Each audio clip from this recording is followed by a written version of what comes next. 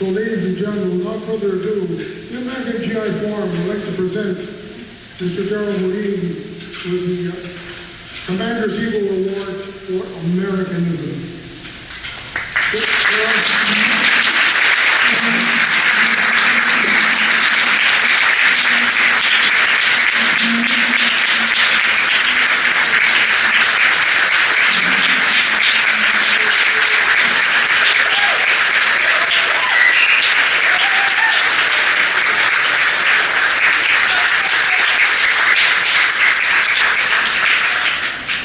So there I am eating my dinner. George starts to speak, and tears start to run from my eyes. To hear that from you, my friend, most humble, most humble. Thank you so much. This is quite the Lord. I just want to acknowledge my wife, who's here, Angela Morin. Without her, I'm not able to do this.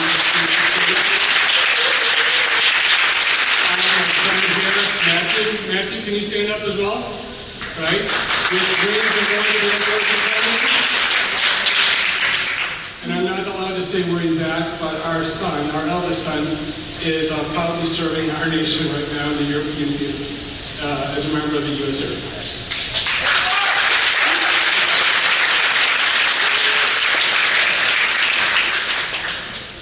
I just have a couple of brief remarks, and yes, I promise I'm brief.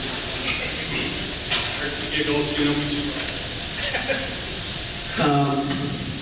I'm just truly humbled to receive this award from the American GI Forum.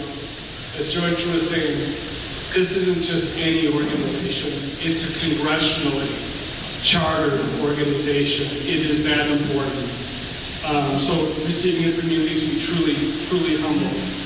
Since its inception, the GI Forum has truly been on the front line, not only in the battlefield, but here at home as well.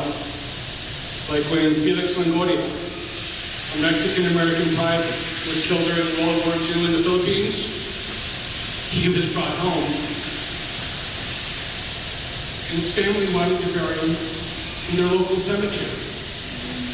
But they said no, because he was Mexican-American.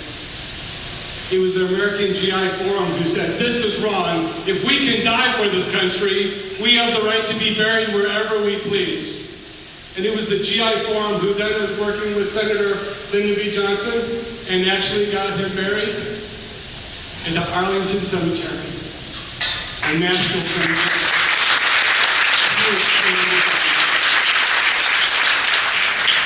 And when World War II Latino veterans were coming home and were being denied medical services at numerous VA facilities around the country, once again, it was the GI Forum who stepped in to make sure that they got the services that they were promised and they were owed. And not only, yes, please, another round of applause. And not only did they do that, but they also said, if we're good enough to die for our country, then citizen Latinos have the right to vote in our country, and they insisted that they be admitted to the polls. Protecting our human dignity and our civil rights.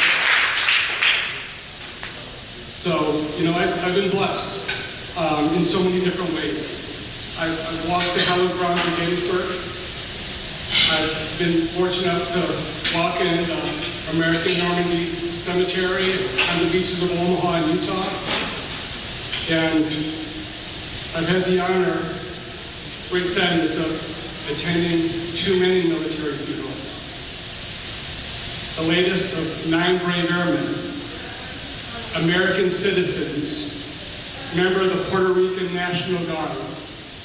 I was invited by one of the cabinet secretaries to go to that funeral.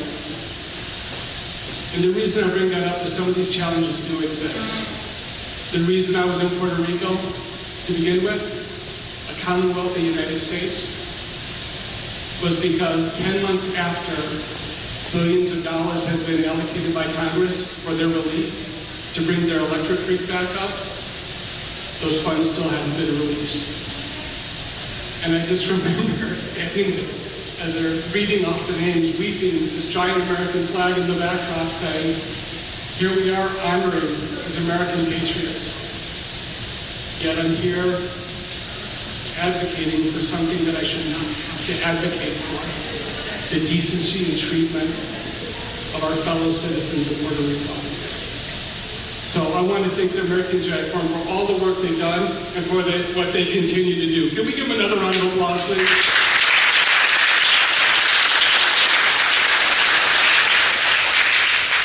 So today, ladies and gentlemen, we're gathered here, and I'm so proud to see so many women, veterans here. You are not invisible, not to anybody in this room, and we're going to make sure it stays that way.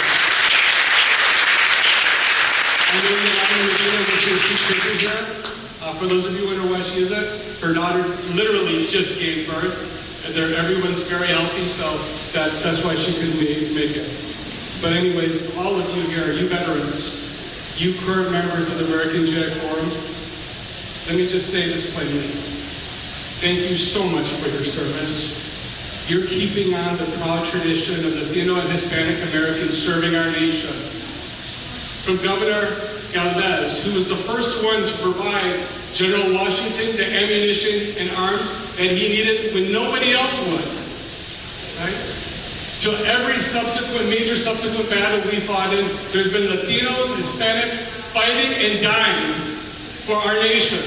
And these gentlemen, these women are entitled to every right and privilege we have to offer. So with that, let me just say, once again, I'm so very humbled. I'm so very honored to receive this award. You have left me speechless. And once again, just thank you so very much.